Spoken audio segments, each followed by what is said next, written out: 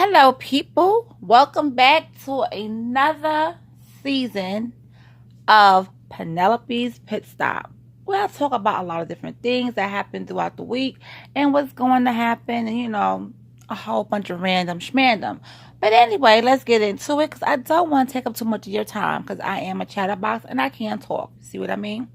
All right, so let's get into it. This is season 2, episode 1. I'm not sure how many episodes I'm going to give you in episode 2, season 2, but let's just go with the flow. So, oh my goodness, so much has changed. So the last time I told you my daughter was pregnant and we didn't know what the sex was. So now we do. We all know what the sex is, and it's a girl. So I'm happy about that. My grandson, he's 4. He just started preschool this month. My other granddaughter, who is 6 going on 7 in October, she is in 2nd grade. And I'm like, oh my goodness, where's the time going? Those of you know, I am planning a trip to New York to see my family and see what's going on with everyone. While I'm there, I'm going to live my best little tourist life. Because that's what I feel like. I feel like when I go back home, I'm a tourist. I feel like Brooklyn is going to forever be my home. Queens is going to be forever be my home. New York City is my home. That's my home. But it has changed. And there's a lot going on. I can't say it changed for the worse because it hasn't.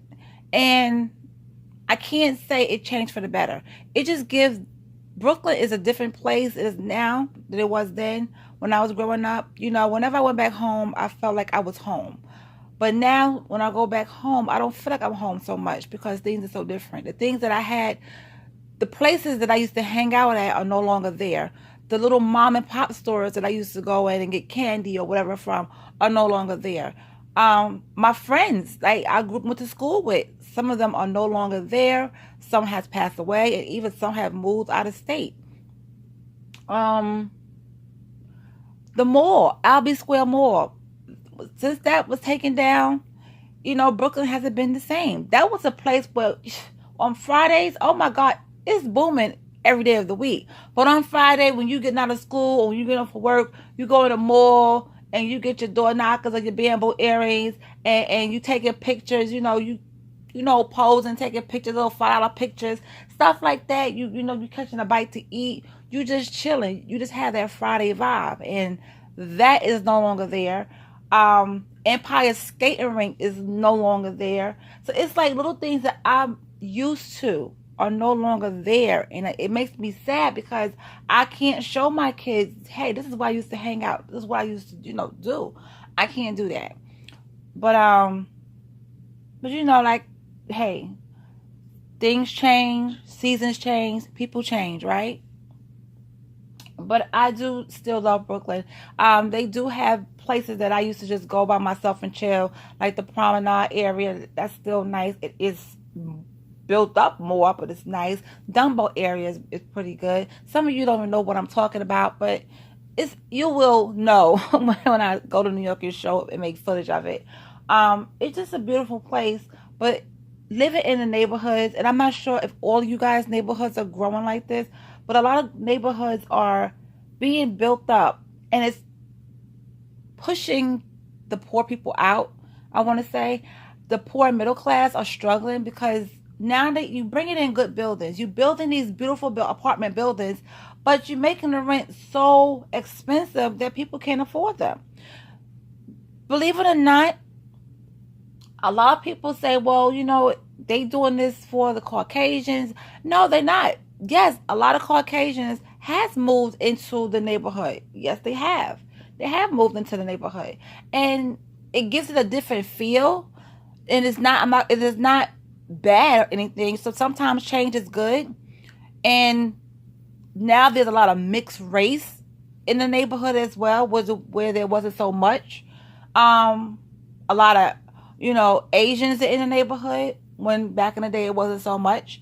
It's different. And I'm not mad about that, but you have some people who are mad about that or why they're here. But you got to understand, everything changes after a while.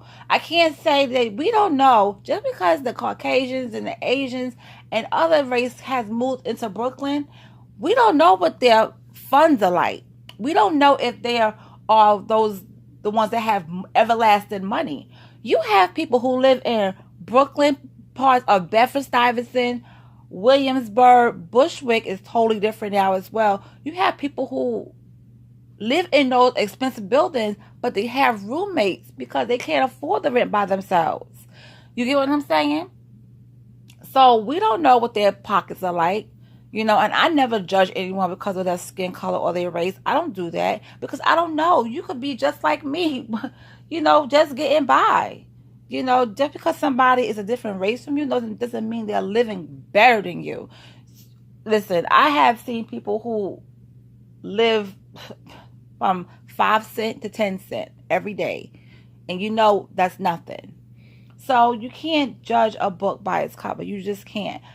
People have roommates in New York City. Some people get these big loft apartments and they break them up into rooms themselves so that they can have people to move in and help pay the rent. Roommates is a booming thing now in New York City because a lot of folks cannot afford that rent. For a 1-bedroom apartment, it is $1,800 in some areas.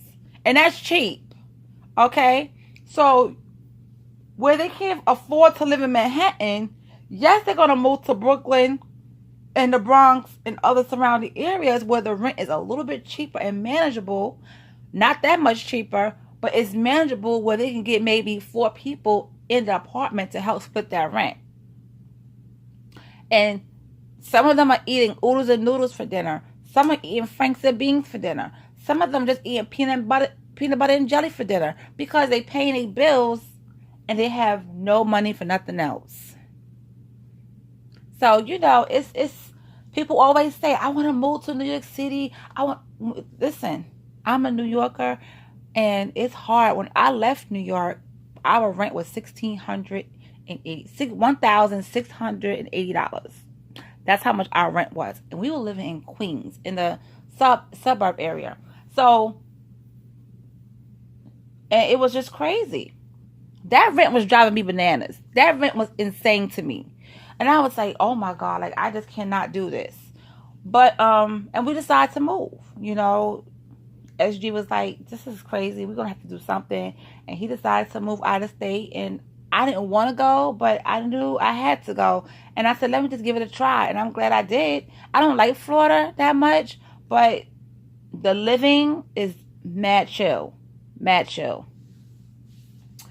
So, it's everything changes. Like I said, I don't know where you guys live, where, you can see the changes in your neighborhood. But in Brooklyn, it's growing fast. It's growing fast. It really is.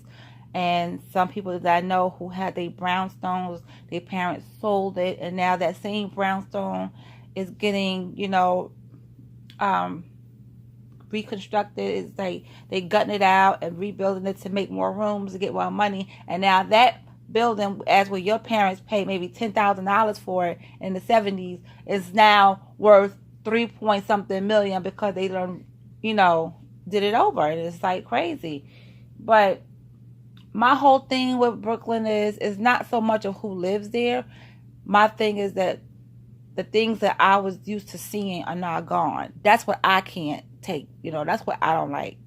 I have a hard time adjusting to is the things that I used to go to and hang out at are no longer there. So I feel like I'm kind of like, okay, where am I going to go hang out? What am I going to do now? My favorite pizzeria in Brooklyn is gone. What else is going? What else I feel like is going to go? But when they building these buildings, they are not building these buildings for the poor. They're just not. You got to have the money to live there. If you don't have the money to live there, if you don't have the credit or whatever, you got to go. You cannot. You will not get a place there. And it's crazy. So what else is going on besides that? Emails. Let's talk about emails for the last minute or so. When you get a troll emailing you and even in your comment section, read carefully. Sometimes when we open a comment or we open an email, we read it and we get pissed off. Okay, let's get pissed off, let it pass, and go back and read it. Because 9 times out of 10, the person that sent that email or made a comment to you, you know them. You know them. Read the email carefully because they're going to leave a mistake. You can read something and it can play to you in your head who said it, who wrote it to you, just by the wording. Just by the wording. In certain words people say. That's why when I talk to people, I listen to how they speak. I listen to what words they use or how they phrase things, because they are going to slip up and put that same phrase, those same type of words in the emails and in the comments. So don't get pissed off. When you read it, take it in. It's going to tell you who it is. And that's when you know just to cut that person off. Don't get on YouTube and be like, oh yeah, I know who it is. Don't do any of that. Don't give them the satisfaction. Just know that it's time for you to stay away from that person. People are going to leave clues behind because they're not smart enough to clean it up. And when they do type, so they won't put their little words in there, you're still going to know who it is. You just got to take the time to read over and over and over and look at the clues, look at the wording and the phrases and everything else, and it's going to hit you. It's going to hit you. Well, that is it for now, guys. So today I'm just going to try to finish up my dining room and my kitchen. That's giving me the worst problem. I'm trying to finish that up with my fall stuff. So I already put up my wreath. I already put up my video for the Halloween decor that I did. So I'm just going to get things together in here. Get that dining room done and my kitchen done. And that'll be it for my little season holiday madness. So I hope you all have a wonderful weekend. You know, don't stress. Just stay amazing and stay dope. And I will talk to you soon. Bye.